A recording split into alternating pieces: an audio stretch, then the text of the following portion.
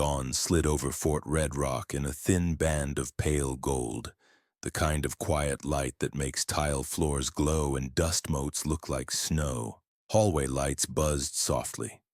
Coffee and disinfectant braided in the air. A janitor moved down the corridor with steady, unhurried strokes. Shoulders square, back straight, every pass of the mop as exact as a drill movement. The name tape on his coveralls read E. Hale. Most people never looked close enough to read it. Near the break room, a handful of young officers leaned on the counter, half awake and too proud of it. One of them pointed with his paper cup and smirked. Guess uniform regs got relaxed for custodial staff. Laughter ricocheted off the walls, thin and mean. The janitor's rhythm did not change. One stroke, then another. Chin level, eyes on the floor. A posture too disciplined for someone you were supposed to ignore. A senior NCO paused mid-stride. Sergeant First Class Mason Ortiz had served enough tours to recognize the difference between a slouch and a soldier. He studied the man's cap. Sun-faded, brim-shaped by years.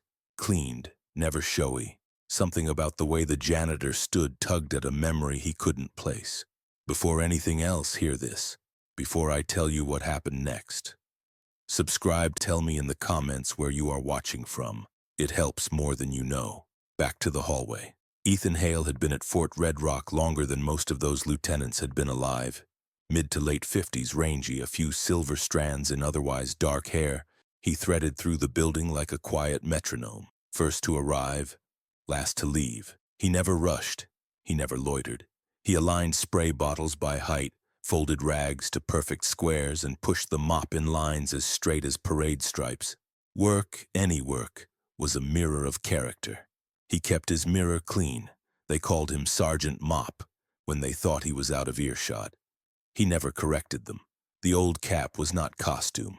It was memory. Years back, long before the knees began to argue with the mornings, he had worn a different uniform and led in places where the air burned. The nickname he'd earned then was Iron Calm. Not for volume, but for control. The years had moved him from briefing rooms to broom closets. He did not complain. The flag still rose each dawn. He served in the shadow now, and that suited him fine. New rotation meant new swagger. Leading the pack was Lieutenant Colin Mercer. Fresh haircut, fresh crease, fresh confidence. Civilians were furniture to him. Useful, invisible. Late for a meeting and loud about it, he shoulder-checked the corridor like he owned the lease. He stopped by the janitor's bucket, tipped his cup, and let coffee stripe the floor. Fast shine, please. We've got actual work starting. Laughter again. Hale's eyes never lifted. He widened his stance a fraction, drew the mop through the spill in 3 clean passes, rinsed and reset his line. Silence can be sharper than any answer. It cut Mercer without leaving a mark. Sergeant Ortiz watched from the logistics doorway, a crease forming between his brows. The janitor's hands were rough but not clumsy. His feet set naturally into cover and conceal unconsciously. Weight balanced like a man who had learned to move under observation. Ortiz clocked a faint circular scar on the wrist when a sleeve hitched. Shrapnel or heat, the kind that teaches permanent lessons. By mid-morning, the administrative block thrummed with the nervous theater of an upcoming staff inspection. Major General Alan Whitaker, the post commander, was due tomorrow. Mercer flared brighter, barking corrections for effect. Hale, keep the main corridor pristine. No prints, no scuffs, no excuses. Be visible. Let the brass see standards. Everyone heard the subtext. Background decoration with a mop. Hale nodded once. Understood, sir. No heat, no bend. He adjusted the angle of a wall flag by a breath's width as he passed. Exactly per regulation, no witness required. He kept a ritual most people missed. Each morning before the offices filled, he stopped at the small memorial alcove outside the command suite. He brushed dust from 3 etched names with 2 fingers and stood at attention for a quiet beat. He did it again that day. And again no one noticed, except Ortiz, who did not interrupt because some moments do not appreciate company. Word travels fast on a base, faster when boredom wants to be entertained. The rumor mill spun. The janitor used to be a clerk. The janitor never served. The janitor was just an old man clinging to a cap. Mercer spun it the loudest. Next thing you'll tell me, he commanded armor. That afternoon, a small leather notebook slid off Hale's cart when a wheel clipped a door frame. A round, heavy coin rolled out and kissed a toe of a private's boot. The private bent to hand it back, stopped, and blinked at the insignia before he masked his face. Coins like that are not souvenirs. Hale accepted it with a small nod. Just a reminder. The private swallowed and decided not to have an opinion.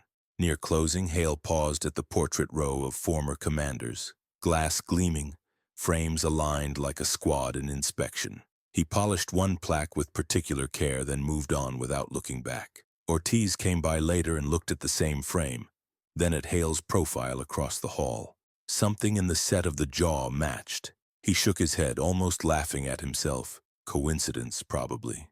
Probably. The next morning would bring a siren, a drill that did not feel like a drill, and a decision made by a man with a mop that would reset the chain of respect inside Fort Red Rock. When the alarm hits and officers freeze, who do you think gives the first real order? The next morning at Fort Red Rock felt routine on the surface. Boots striking tile, printers humming. The ordinary noise of order. But under that hum was the quiet buzz of rumor. Someone had seen a coin roll from the janitor's notebook, heavy and gleaming, stamped with a symbol none of them recognized. By breakfast, every desk had a theory. Ethan Hale arrived before dawn, as always. He parked his dented pickup by the maintenance shed, clocked in without a word, and wheeled his cart toward the admin wing. His stride stayed even, but Ortiz noticed something different. A focus that had tightened like a screw. The sergeant fell in beside him. "Morning, sir." Ethan. Old reflex almost slipped the wrong word out. Hale's mouth curved just enough. "Morning, Sergeant." Floors don't polish themselves. When Ortiz left, Hale stopped by the memorial alcove. He ran 2 fingers across the etched brass again, murmuring 3 names under his breath. Carver, Nung, Lowell. The routine looked simple, but the way he squared his shoulders afterward told a story nobody knew.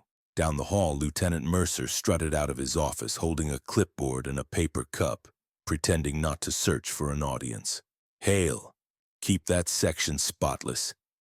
Generals walk through tomorrow." His voice carried the way some people's egos do, wide and unnecessary. The young officers behind him laughed on cue.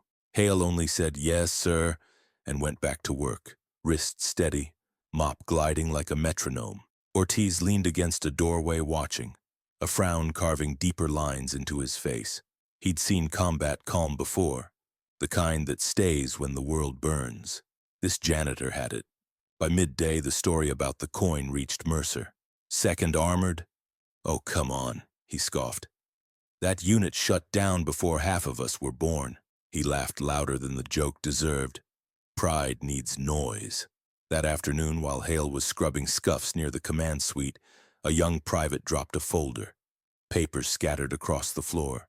Before the soldier bent to pick them up, Hale was already there, collecting, stacking, aligning edges perfectly. The private blinked at him. "Thanks, sir. Sorry, Mr. Hale." The slip of "sir" came out instinctively. Hale nodded once. No harm done. Just habit. When the corridor emptied, he lingered by a window. Outside, the flag rose in slow motion, catching the late-day sun. He stood motionless until it reached the top, then lifted his hand in a crisp salute. From behind, Ortiz stopped again, unseen. Every angle of that salute was regulation perfect. That night, as most offices darkened, the maintenance wing glowed faintly. Hale sat at a small metal desk under a single lamp, notebook open. Between its pages lay a faded photograph. 6 soldiers in desert gear, grinning through exhaustion, dust caked on their boots. One of them, young, fierce-eyed, was him, the caption on the back written in neat block letters. Iron Shield 2005. He closed the book gently, slid it beneath the cleaning rags, and exhaled through his nose. Some memories belong to silence. Next morning, inspection prep turned the building frantic. Officers rehearsed greetings, assistants ironed documents. Everyone wanted perfection. Hale just moved through them, invisible, mopping the same corridor that led to the command office. Mercer barked orders near the door, too loud, too proud. "Hale, don't leave streaks. The general's going to see that first thing." "Yes, sir." Calm again, unbothered. When the sun crested the motor pool, Ortiz passed by and caught Hale aligning a fallen flag bracket. "You fix everything that's broken, huh?" he said. Hale smiled faintly. Old habit, Sergeant. Some things you don't walk past. Behind them, Mercer rolled his eyes. You two swapping war stories? Ortiz didn't answer. He just looked at Hale, then at the cap still resting perfectly on the janitor's head. Not yet, he said quietly. The hall clock ticked toward 8. Somewhere deep inside the base, an alarm system test was scheduled for later that week. But fate likes irony. Before the end of the next morning, a siren none of them expected would change everything. What happens when that alarm sounds, and the janitor everyone ignored starts giving orders no one dares to question? The day of the inspection arrived like any other. Sunlight washing the parking lot, officers rushing through checklists, the low thrum of engines in the distance. Ethan Hale was already inside, finishing the final polish along the administrative corridor. His reflection shimmered in the waxed floor. Back straight, hands steady, eyes calm. The clock above the door ticked toward 7:30. Across the hall, Lieutenant Colin Mercer rehearsed his greeting for the visiting brass. He wanted to sound confident, effortless, in control. He practiced in front of a mirror, not noticing that every sentence began with I. Behind him, Hale's mop whispered across tile, each motion measured and deliberate. Sergeant Mason Ortiz stopped at the hallway corner, sipping burnt coffee, watching. The janitor's silence still bothered him. It wasn't servile silence, it was command silence, the kind you learn after too many deployments. Ortiz had seen men fold under fire. Hale didn't look like one of them. At 7:35, a piercing siren split the air. The lights flickered once, then steadied to red. A metallic voice echoed through the speakers. Security alert. Possible breach in East Corridor. All personnel maintain position. This is not a drill. The hallway erupted. Doors slammed, voices tangled, clipboards fell. Mercer froze, blinking at the ceiling like the alarm was personally insulting him. What's happening? He stammered, spinning toward his aide. Civilians panicked first. A secretary darted toward the stairwell. 2 corporals argued over procedure. Ortiz's instincts kicked in. He grabbed the nearest phone, trying to reach security command. The line was dead. Hale didn't move. His hands rested lightly on the mop handle, eyes narrowing toward the East Corridor. He could hear them. Bootsteps outside, too fast, too heavy for a drill. His pulse didn't race. It settled. Pattern recognition. Threat assessment. Old reflexes snapping awake. Lieutenant, Hale said evenly, his voice cutting through the chaos. You'll want to move your team out of this hallway and seal the east doors. Mercer blinked, offended by the tone. Excuse me? Do it, Hale said again. Calm, absolute, no room for debate. For a full heartbeat, nobody moved. Then Ortiz's soldier's brain made the connection before his mouth did. He's right, he barked. If that entrance is breached, we're exposed from 3 sides. Move. The word move carried command weight, and everyone obeyed. Chairs scraped. Boots pounded. Hale motioned toward the civilians, gesturing them behind the interior wall. Stay low. Away from the glass. Mercer shouted over the alarm, desperate to reclaim control. You can't give orders here. Hale's eyes flicked to him, steady and unimpressed. Then give them yourself, Lieutenant, but make the right ones. For a second, Mercer actually froze. Then, shame burning under his collar, he repeated the order, word for word. Seal the East Corridor. Everyone inside now. Within moments, the hallway transformed. Civilians crouched behind desks, soldiers covered the windows, doors locked in sequence. Ortiz took up position by the stairwell, rifle in hand. The chaos that had filled the air only moments ago collapsed into a strange, trained silence. The alarm cut off as abruptly as it began. The red lights blinked back to white. Through the intercom, a new voice came. Steady, controlled. All stations, stand down. False trigger during system test. Repeat, false trigger. A collective breath swept the room. Someone laughed nervously. Mercer exhaled hard, forcing a grin. Well, that was unnecessary. Ortiz didn't laugh. He looked at Hale, still standing where he'd been at the first sound. His grip on the mop hadn't changed. His breathing hadn't shifted. Calm under pressure. Pure training. Mercer's voice climbed again, defensive. Next time. Leave security procedures to actual personnel. Hale's reply was quiet, almost gentle. Next time, Lieutenant, start with leadership. The room went still. No one said a word. When the base commander himself stormed in moments later, face tight, voice low, the soldiers snapped to attention. Who initiated lockdown on the East Wing? He demanded. Mercer opened his mouth, but Ortiz spoke first. Sir, the janitor did. The commander's head turned. His gaze landed on Hale. Tall, calm, eyes forward, stance precise. For a moment, recognition flickered behind the older man's eyes, but he said nothing. He simply nodded once. Good instinct. Then he walked away. Mercer swallowed hard. The echo of those two words, good instinct, cut deeper than any reprimand. That night, Ortiz couldn't shake what he'd seen. The poise, the command tone, the authority no rank could fake, and he started wondering. Not who Ethan Hale was, but who he used to be. When the commander learns the truth about the janitor who saved his base, every salute on Fort Red Rock will change forever. The morning after, the alarm felt strange at Fort Red Rock. Quieter, tighter, like everyone was walking through a memory they couldn't quite place. The rumor had already started to spread. The janitor called the lockdown. The commander backed him up. He used to be something. Nobody had proof, but curiosity travels faster than orders. Ethan Hale showed up at 5:30 sharp as usual. His cart rattled softly through the empty hallway, the smell of lemon polish following behind him. He moved like nothing had happened. Same rhythm, same silence. But Sergeant Mason Ortiz noticed small details. The pressed seams on Hale's coveralls, the way his boots were always clean, the precise way he folded his cleaning rag into quarters before setting it down. Discipline doesn't fade. It just changes uniforms. Ortiz stopped by the break room doorway as Hale poured coffee into a paper cup. You ever think about rejoining, old man? He asked lightly. Hale gave that faint half smile again. You never really leave, Sergeant. You just change posts. The words sat heavier than Ortiz expected. He didn't push. Some stories reveal themselves when they're ready. By mid-morning, Lieutenant Mercer had decided to reclaim control of the narrative. Pride, after all, hates silence. He stood in the hallway telling anyone who'd listen that the lockdown had been a coincidence. The system was already running diagnostics, he said loudly. The janitor just panicked. A few people nodded politely, but not many believed him.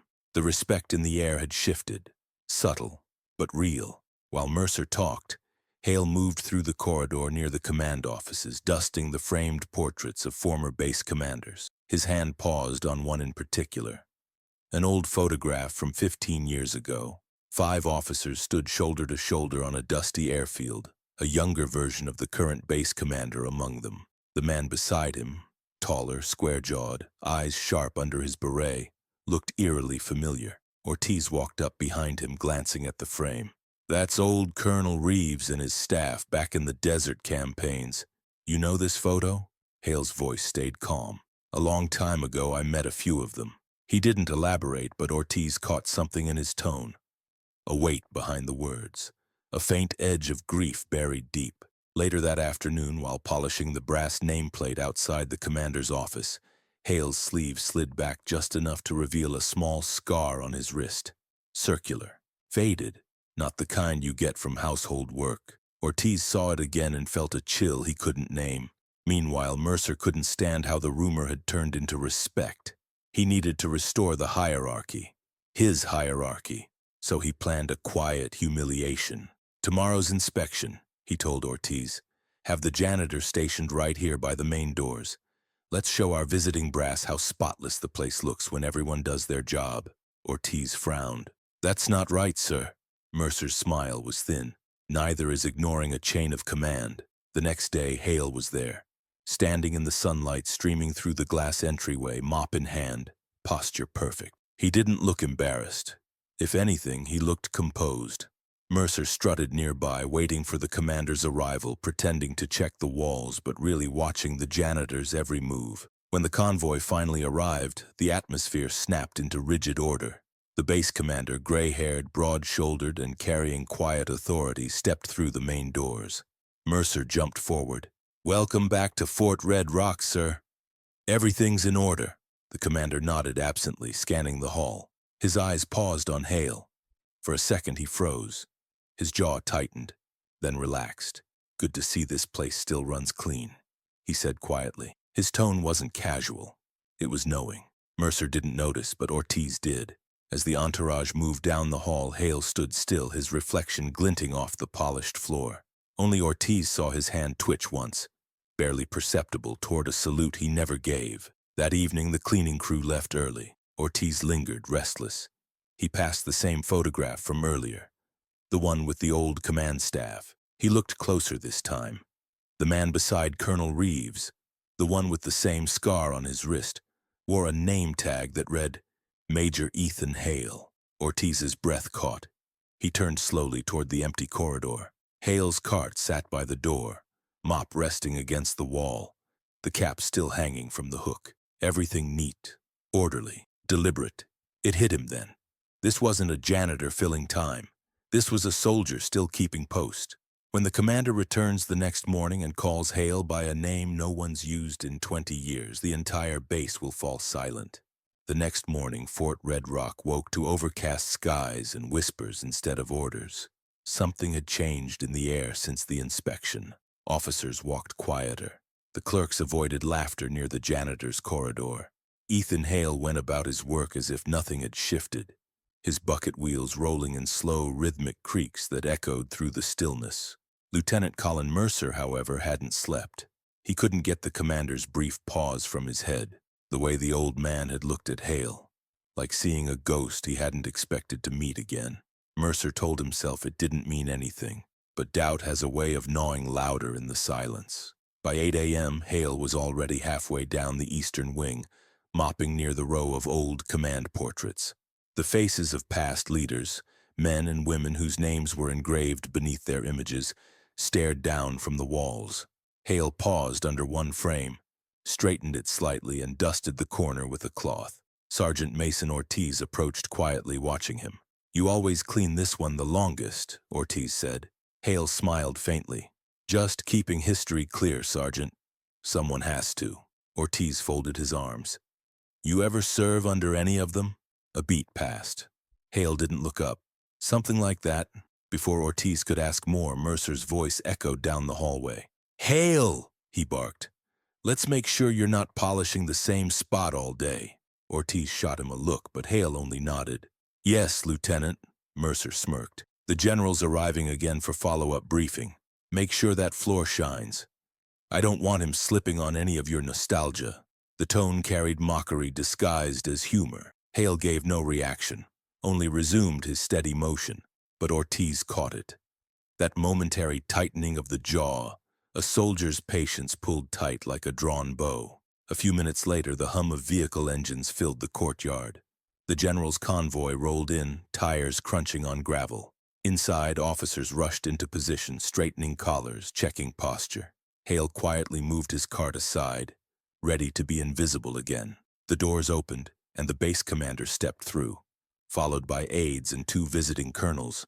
His eyes swept the hall automatically, until they stopped on Hale. For a heartbeat, no one spoke. The commander's face shifted, recognition and disbelief mixing in silence. He took one step closer. "I'll be damned," he whispered. "Ethan." Mercer froze, mid-sentence. "Sir?" The commander ignored him, his voice carrying more quietly now. "You kept this place cleaner than half the command I've seen in 20 years. Hale's reply was calm. "Old habits, sir. Old habits," the commander repeated softly, a ghost of a smile touching his lips. "Some don't fade." The room was a vacuum of confusion. Mercer looked from one man to the other, struggling to piece together what he was hearing. "Sir, you know this man?" The commander turned toward him slowly, his expression hardening. "Lieutenant, you might want to address him with a little more respect." Hale looked away, embarrassed by the attention. "It's fine, sir. I'm just here to do my work." But the general shook his head. "You always were modest. You still keep your edge." Hale gave that faint half-smile again. "Only where it matters." Ortiz stood at attention now, realization dawning piece by piece. The voice that commanded without shouting, the stance that never slouched, the reaction under pressure that never faltered. None of it belonged to a civilian. When the entourage moved on toward the briefing room, Mercer lingered, pale and rattled. He looked at Ortiz. "What the hell was that?" Ortiz didn't answer immediately.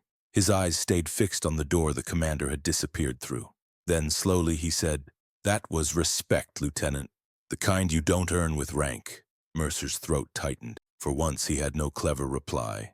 That night, Ortiz stayed late. The hallway was empty again except for the faint hum of lights and the scent of floor wax. He passed the same row of photographs Hale had cleaned earlier. His steps slowed near the one at the end, the Desert Campaign portrait. There it was again.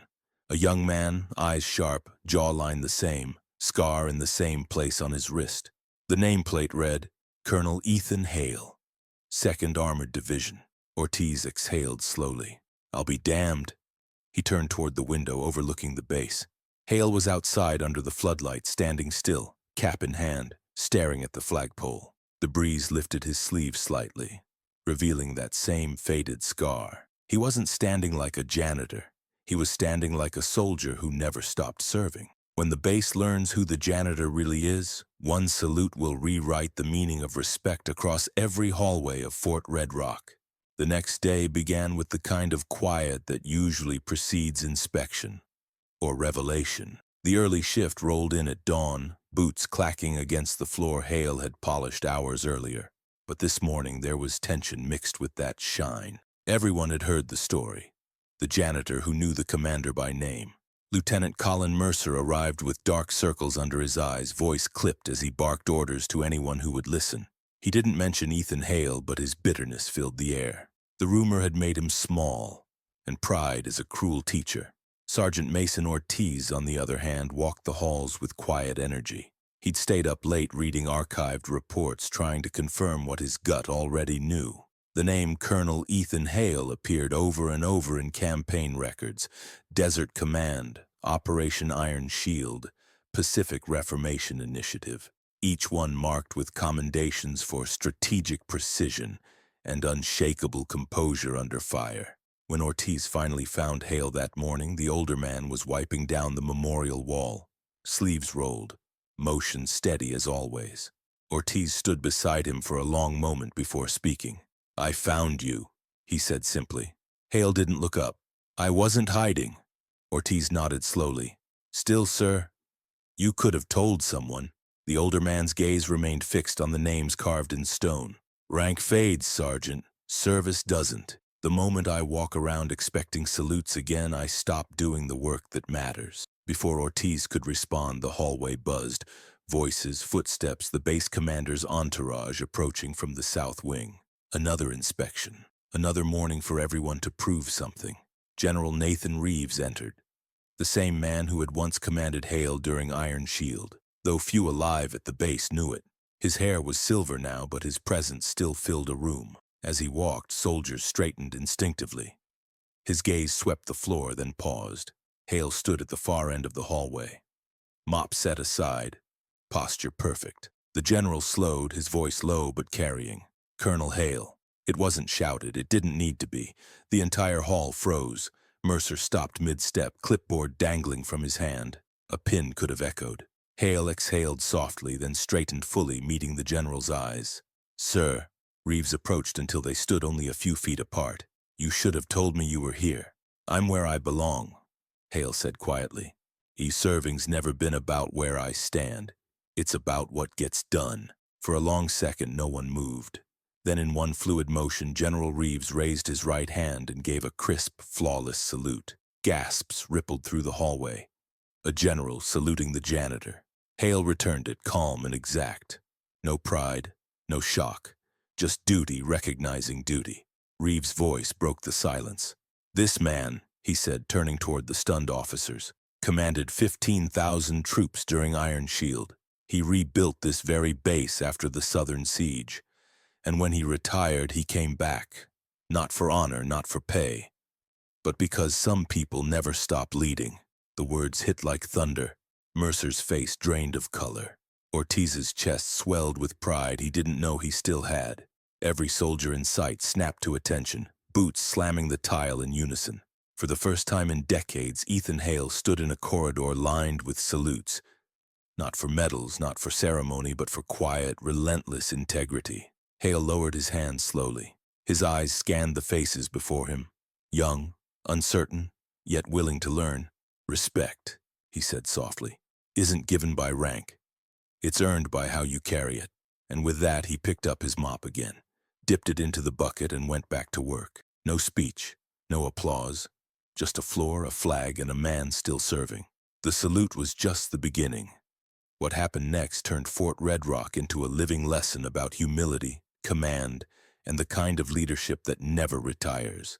The salute spread through Fort Red Rock faster than any official memo ever could. By noon, the whole base had heard about it, the general snapping to attention for a man everyone thought was a janitor. No one quite knew how to act after that. The break room gossip died. The snickers stopped.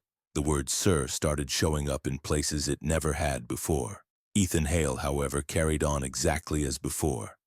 He was mopping the officers' corridor when Sergeant Ortiz approached with a respectful nod.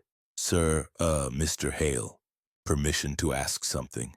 Hale smiled faintly. "If you're asking permission, you already earned the right to ask, Sergeant." Ortiz hesitated. "Why'd you come back? You could have stayed retired, lived easy." Hale's mop paused mid-stroke. "Because ease isn't purpose," he said quietly. "You spend enough years leading men through storms and silence starts feeling like failure. I came back to stay useful, that's all." Ortiz nodded slowly, the words sinking deep. At the far end of the corridor, Lieutenant Mercer lingered in a doorway, watching. His pride had curdled into shame since the salute. He wanted to apologize but couldn't find the courage or the words.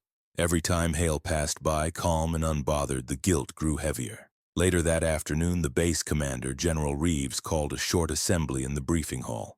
Officers, enlisted men, and civilian staff all gathered, restless and uncertain. Hale stood quietly near the back, hands clasped, blending into the crowd as always. Reeves stepped forward, voice steady. "Leadership isn't volume," he began. "It isn't posture or medals, it's service, plain and simple, and yesterday every one of you was reminded what that looks like." He gestured toward the back. Colonel Hale, front and center. The entire room turned. Hale froze for half a second, then walked forward, slow but firm. As he passed, rows of soldiers straightened automatically. The silence carried weight, respect, earned and complete. Reeves continued. "This man commanded thousands during Operation Iron Shield. When others retired, he came back to scrub floors rather than sit still. Because for some people, service doesn't stop when the uniform changes." Hale's voice was calm but resonant. "I didn't come back for recognition, sir. I came because a place like this deserves order. And order starts with respect." Reeves nodded. "Then let that be your lesson, Fort Red Rock. You salute rank, but you honor integrity." He looked toward Mercer, whose face burned with regret. "Lieutenant Mercer," Reeves said, "you've got something to say?" Mercer swallowed hard, stepped forward, and turned to Hale. "Sir," he hesitated. "Colonel, I owe you more than an apology. I thought leadership was about who stood tallest. You showed me it's about who stands steady." Hale's expression softened. "You're learning," he said simply. "That's what matters." Reeves dismissed the crowd, but no one moved. They just stood there watching Hale, this quiet man with a mop who had somehow restored dignity to an entire command. As he left the hall, Ortiz caught up to him. "You know they'll talk about this for years," he said. Hale smiled faintly. "Then let 'em talk about the right things." Outside, the sun dipped low over the parade grounds, casting long shadows across the flagpole. Hale stopped, watching the flag ripple in the golden light. "You ever think about putting the uniform back on, sir?" Ortiz asked. Hale shook his head. "No need. The work's the same. Only the tools change." He set his mop against the wall, hands in his pockets, and looked out toward the horizon. "You see, Sergeant," he said softly, "you don't retire from purpose. You just find new ways to serve it." Ortiz stood in silence beside him, understanding more in that one sentence than he'd learned from 100 briefings. The next morning, when Hale arrived for his shift, something new waited for him by the door, a nameplate that would seal his legacy forever. The next dawn broke soft and silver, the kind of quiet morning that made even the flag seem to move slower in the wind. The corridors of Fort Red Rock were still. Most of the base was asleep except for the early patrol and one janitor pushing his cart down the main hallway. Ethan Hale moved with his usual rhythm, steady, patient, unhurried. Each turn of the mop echoed faintly. a familiar sound in a place that had forgotten what humility looked like until he reminded them. As he reached the entrance of the administrative wing, Sergeant Ortiz was already there, crouched down with a screwdriver in one hand and a small brass plate in the other. Hale paused, raising an eyebrow. "What's this, Sergeant?" Ortiz grinned a little. "Something long overdue, sir." He stepped aside and Hale read the engraving. "Colonel Ethan R. Hale, read on. Facility Advisor, Fort Red Rock." The brass gleamed softly under the corridor light, edges freshly polished. For a moment, Hale said nothing. His hand brushed the surface, fingertips tracing the letters like a memory. "You didn't have to do that," he said finally. Ortiz smiled. "We did. Every soldier here agreed. It didn't seem right for you to walk these halls without your name where it belongs." Before Hale could reply, footsteps echoed down the hallway. Lieutenant Mercer approached, uniform crisp, posture different now, calmer, humbler. He stopped in front of Hale, standing at full attention. "Morning, sir," Mercer said quietly. "Permission to speak?" Hale nodded. Mercer took a breath. "I made that plate, sir. I wanted to be the one to do it. For what it's worth, I was wrong. Completely. You taught me more about leadership in 1 week than I've learned in all my years of training." Hale studied him for a moment, then gave a small nod. "Then maybe the lesson landed where it needed to." Mercer's voice cracked slightly. "It did, sir. It won't be forgotten." At that moment, General Reeves entered from the far corridor. His tone was lighter today. Pride threaded through the formality. "Colonel Hale," he said, "you've managed something my entire career couldn't, turning this base from ceremony to substance." Hale smiled faintly. "You built the foundation, sir. I just mopped the floors." Reeves chuckled. "You did a lot more than that." He turned toward the others gathered nearby, officers, clerks, young soldiers who'd lingered just to see him.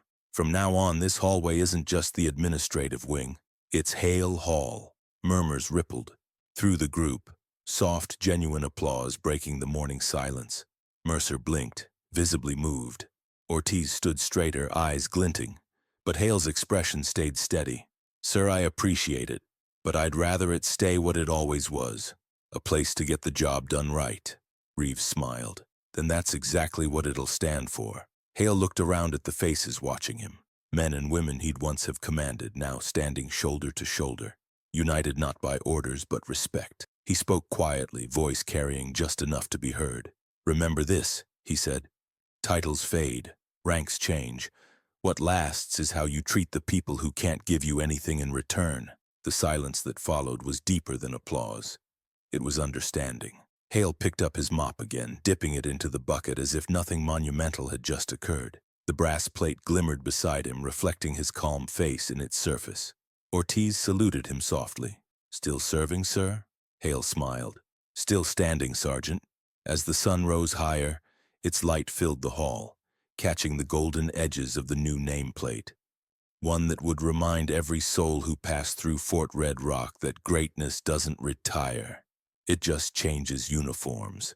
When someone underestimates you, remember, true strength doesn't need to announce itself. It just keeps showing up quietly until the world can't ignore it anymore.